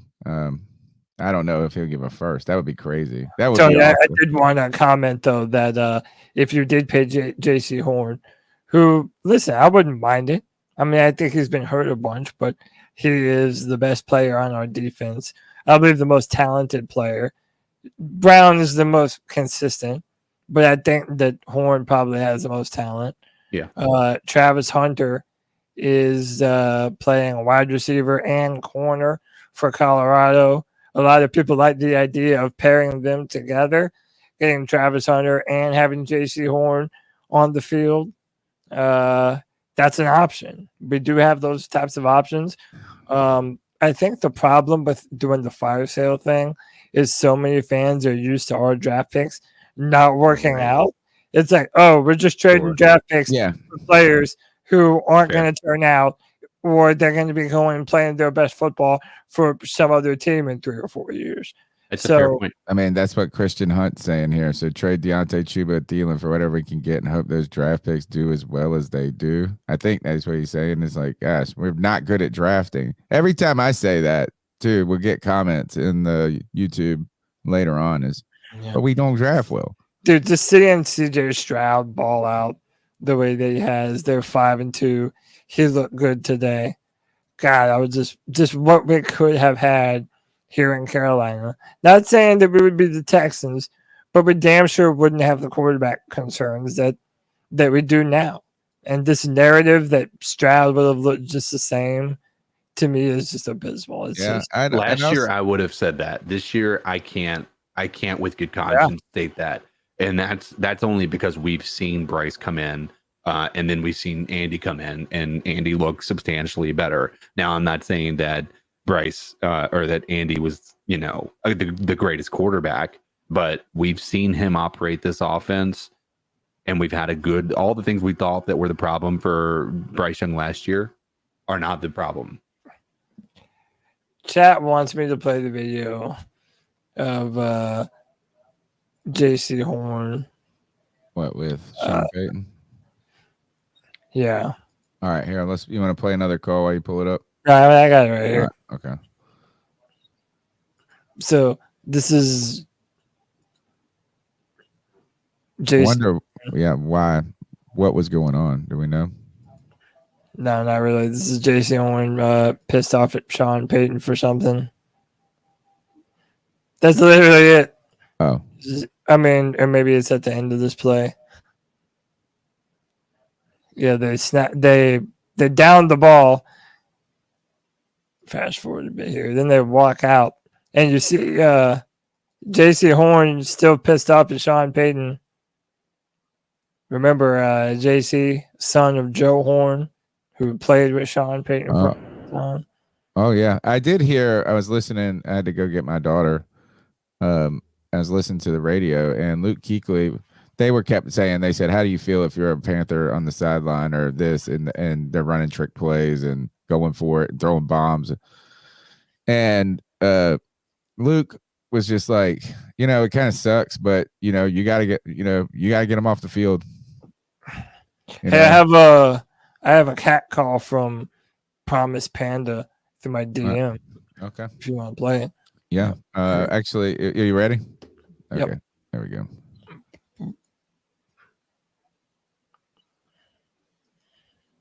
Yo, what's going on, C3? It's Panda, Promiscuous Panda. Promiscuous. Almost, how you guys doing? Tony, CK, Cody, hopefully you guys are having a wonderful afternoon, even though the team has been generally ass, just absolute ASS. They've been horrible. First things first, it just feels like Bryce needs to have everything in order, and it needs to be perfect for him to be productive. Unlike other QBs where we've seen them will a team to not lose. And I'm not going to mention names, but you guys know who. It just seems like teams around the NFL, like several, it's been proven, it's been documented.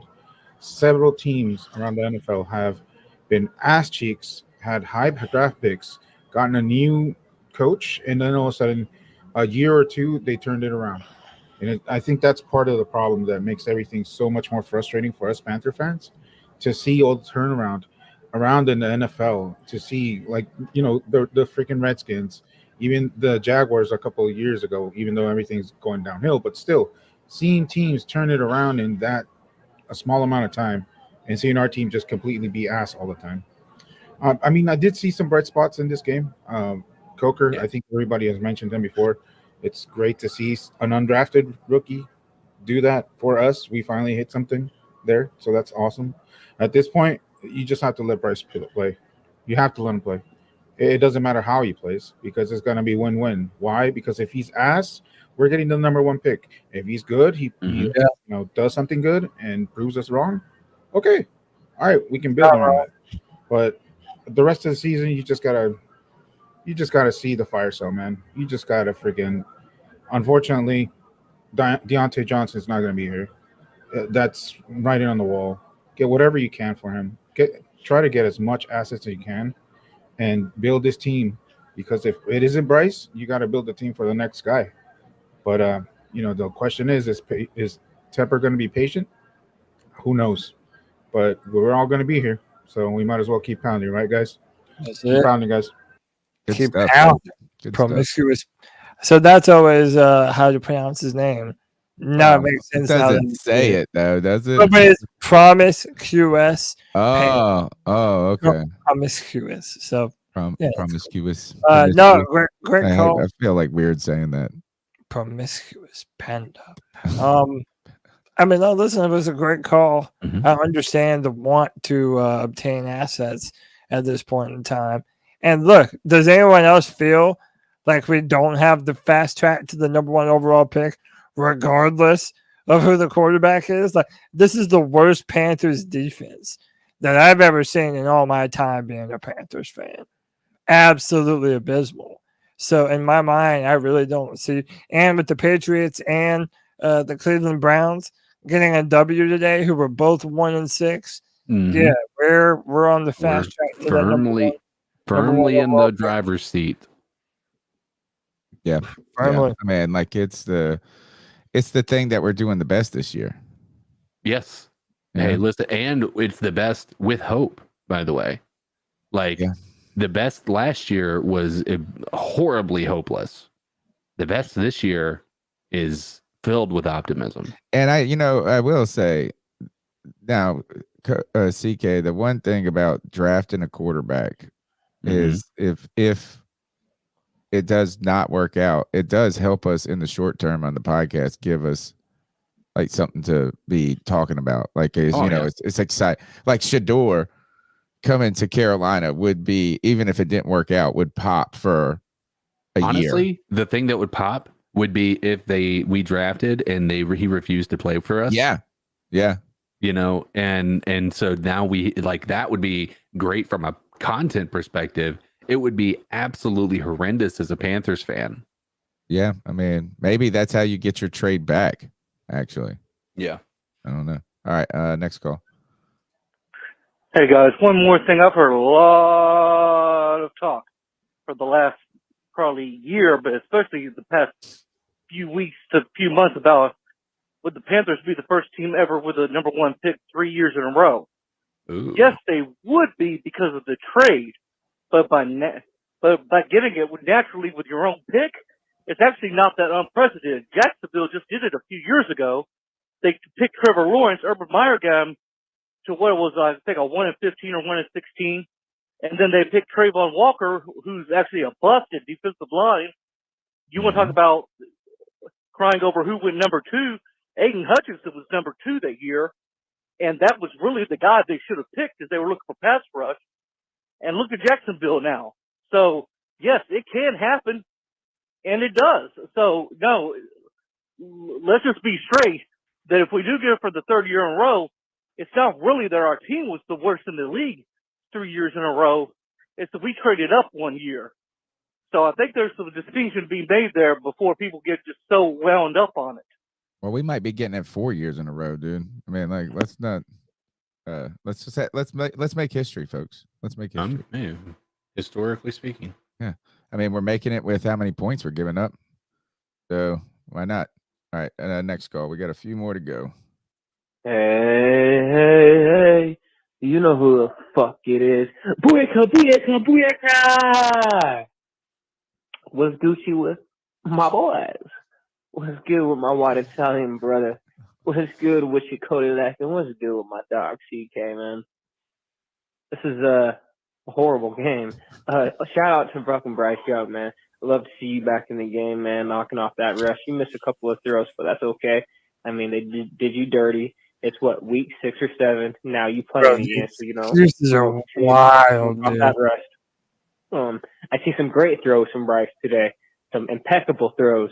The one to fucking XL that hit him directly in the hand and that was dropped. Yeah, another drop pass. But XL also had a fucking touchdown pass. I love what I'm seeing from Coker, man. A nice little gem.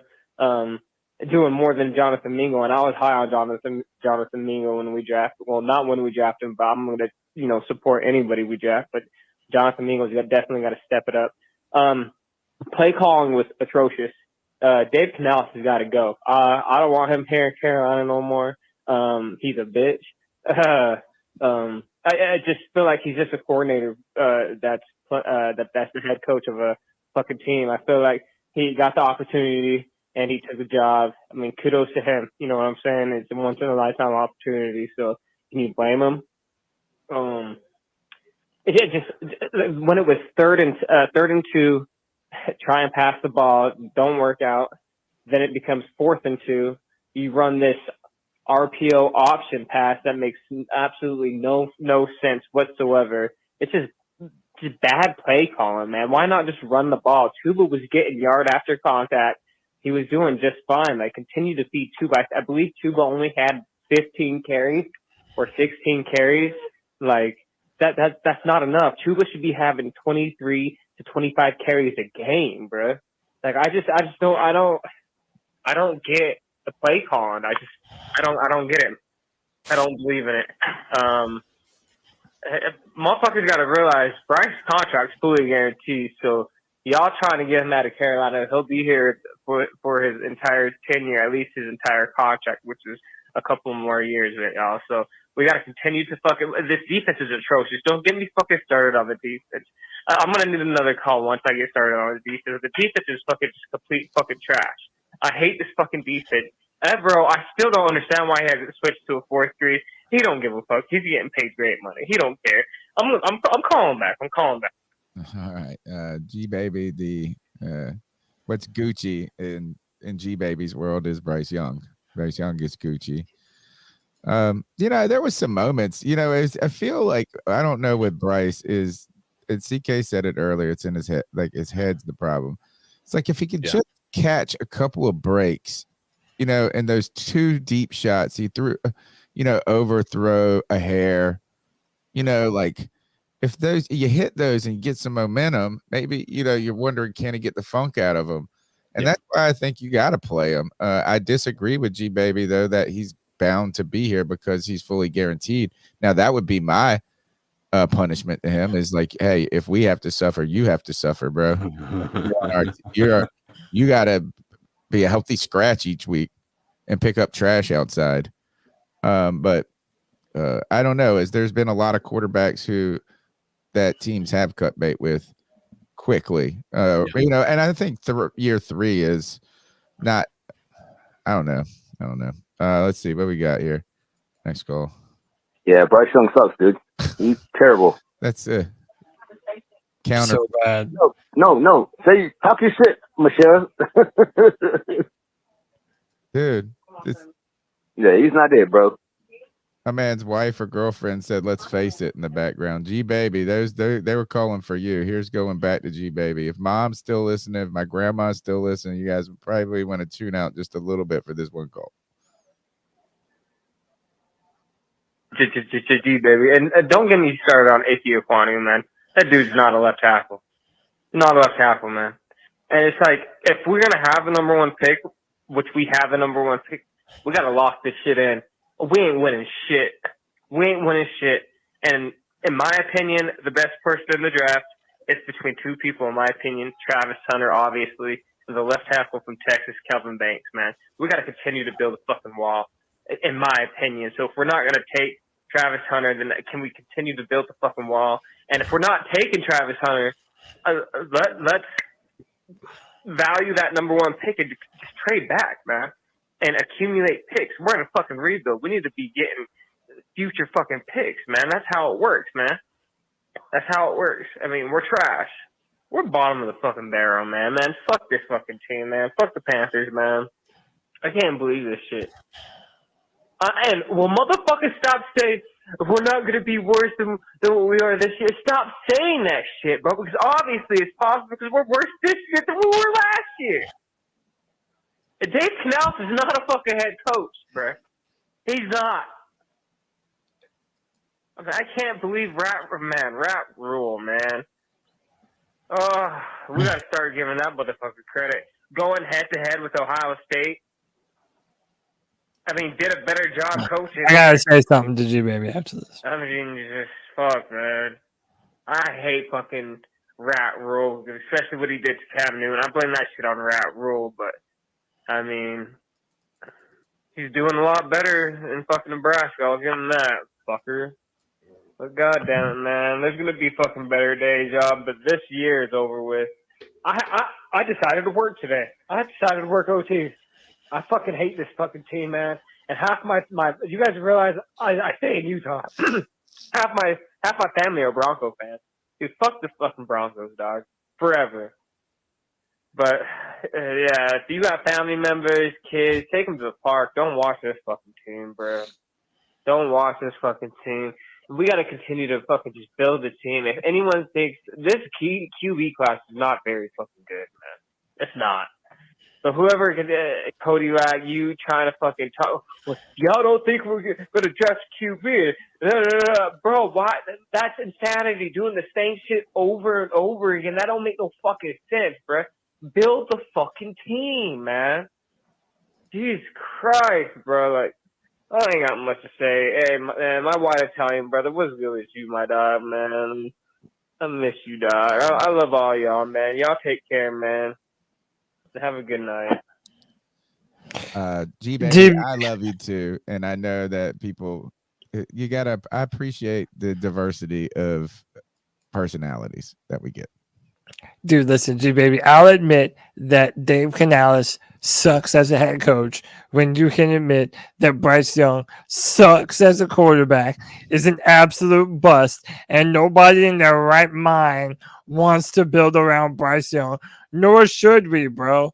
Like, we understand you have this undying belief in Bryce.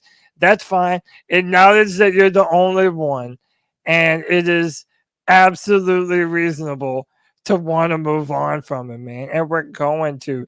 You might as well swallow that pill now, bro. Because if it's not someone that we're drafting, we're getting someone in free agency. Unless Bryce plays incredible down the stretch, there is no way Bryce Young is going to be our future answer at the quarterback position. Sorry, bro. I'm not the crazy one now. You are. You got to accept that, dude. I love CK. I love the new StreamYard, like the way they're putting up the icons for people's YouTube now. Yeah. That's really neat. I like that. Yeah. Hey, look, diversity opinion is good because we are going to have a lot to talk about. And, this is what I would say is, like, I'm glad people disagree with each other. I'm glad we get colorful personalities calling in. Because it really gets stinky as a host, just in the rut of talking about the same crap every week. So at least you guys are putting us on the trail of some new, different conversations instead of us just same three things. Now that might be the good part of us being so bad. CK is like, there's new things to be upset about each week. It's not just us only talking about Bryce. It's not just we could say that's a good thing, I suppose. Yeah. There's more things to be upset with. All right, we got 2 calls left, I think. One is my mother. What's good, fellas? It's Corey calling in. It's been a minute since I chimed in. Corey? I'll be real quick because admittedly, I only watched the first half today. I saw one drive in the second half. I think it was when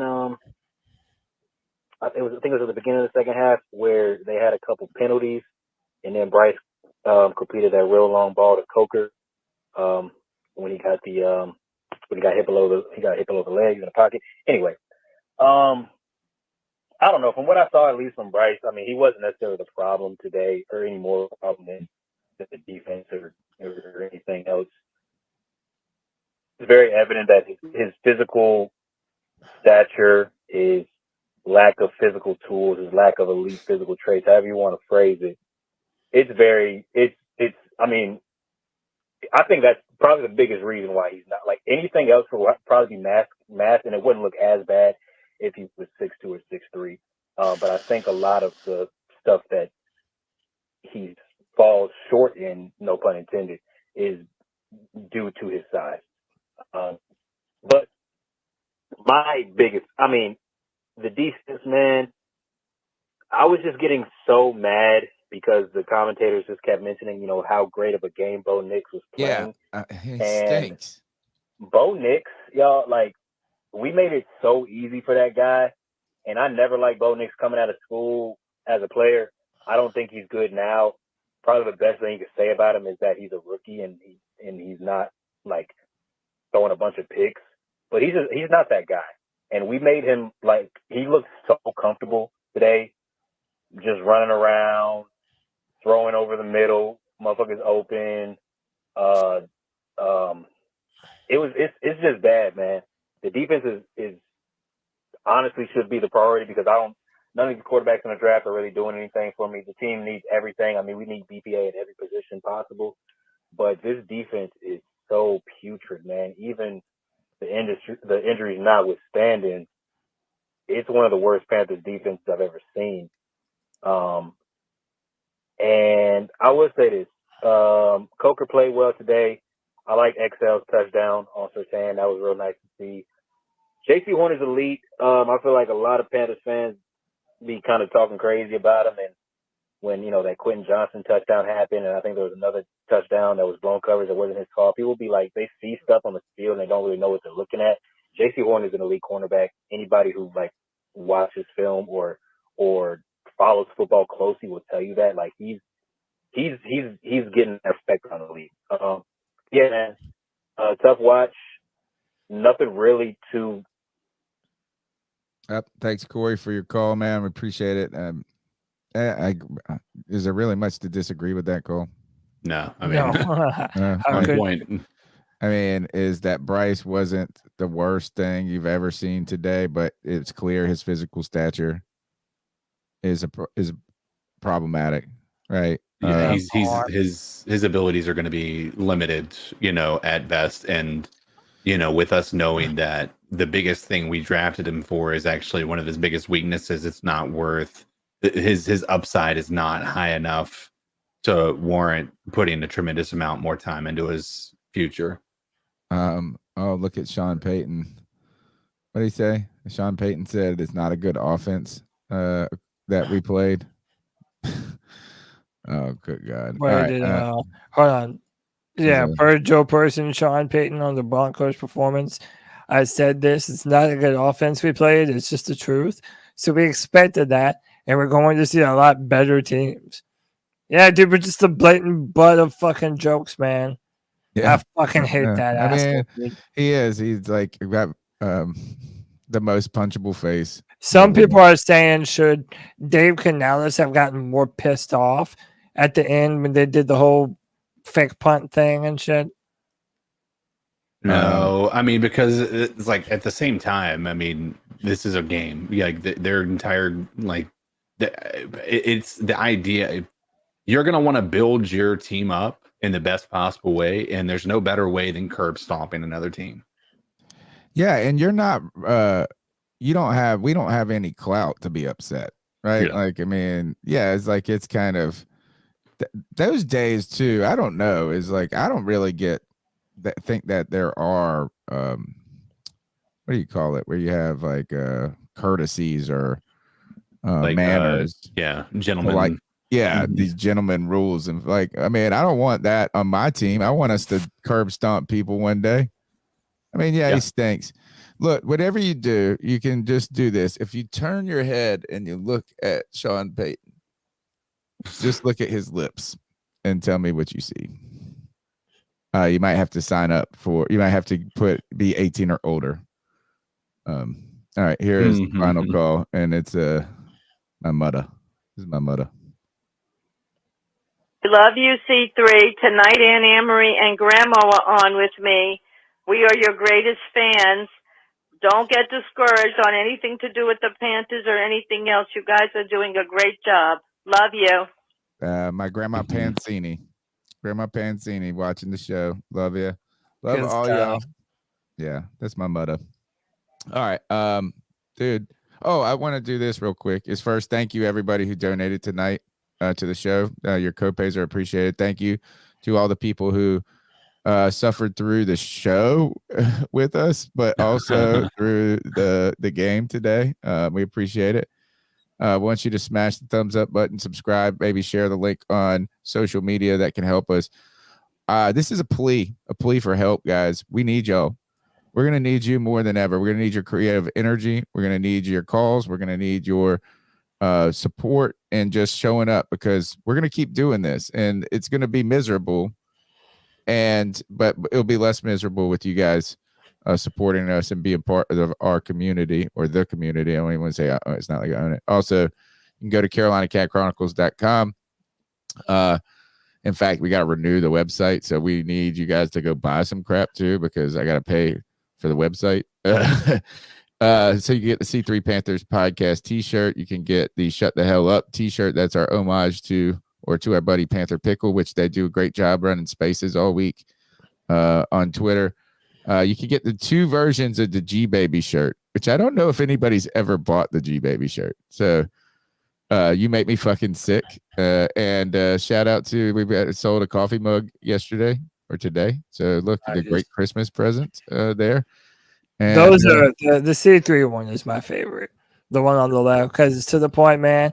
Let everybody know that you're watching the best damn Panthers podcast on the internet, man. Hang out with us. We just want to be here for y'all.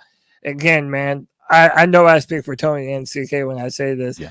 I know I speak for many of you in the chat room as well.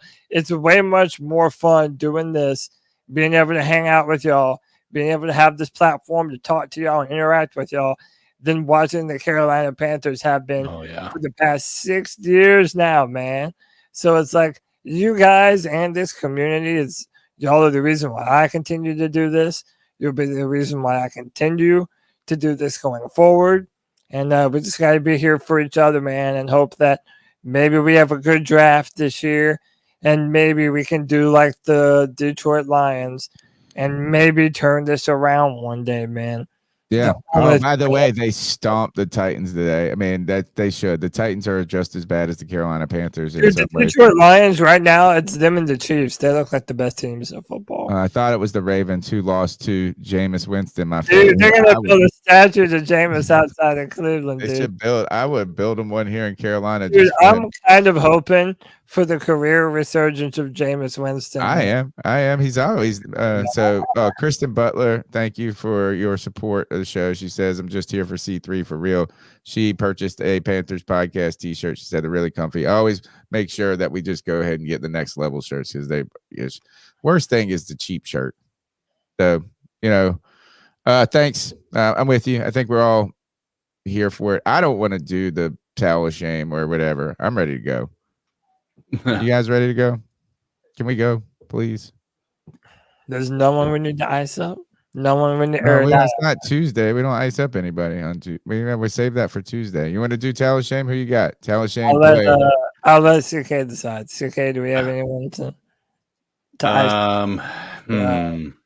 You tell me what you want to do. You want to? I mean, we can't not give a game ball to Jalen Coker on his first NFL touchdown. All right, here, let's do a collective dab on him for Jalen Coker. I just like doing it, man. Dab on them folks. Dab on them folks. And that dab on them folks. They like seeing it. Tell me what to do.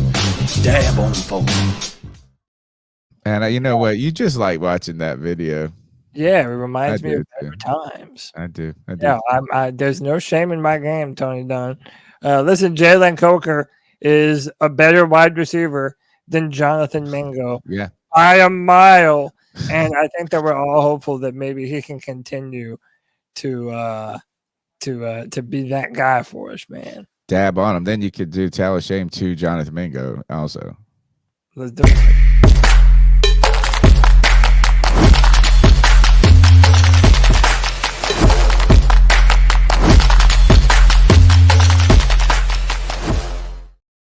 Look, the fans want it. Poppin says, "Tell of shame." Come on, bro.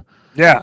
I think I can go tell a shame to Jonathan Mingo because you just dabbed up Jalen Coker. But who is your towel of shame go to? My towel of shame.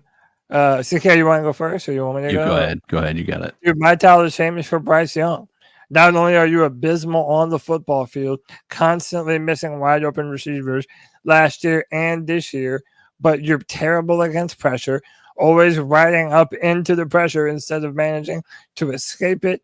I'm so tired of the excuses that this fan base makes for you all the time. And then I'm tired of you going up to the microphone and saying the dumbest, most beta male shit in the fucking world, dude, every single time to just compound it and compound it. I hate how much we moved up to trade for him. It's abysmal, man. Bryce Young is a stain on this organization right now, and this performance just it infuriates me. And I know we have more of it yet to come. So, towel of shame, Bryce Young. I'll go ahead and give a towel of shame to Ike Ekwonu, who continues to just get the worst penalties at the worst possible time when we're actually making strides in the right direction. And it's just, one step forward and two step backs. And a lot of it's because of dumb mistakes. And today that was on Ike again. All right. Cody, take us out of here, please. I got to go to the grocery store. I got to get my kids stuff for lunch tomorrow. And I got to show my house in the morning. So I got to be. Yeah. All right. Fun for you. I know. C3 Nation, until this Tuesday night at 9 p.m., you already know what we're going to do. Keep pounding.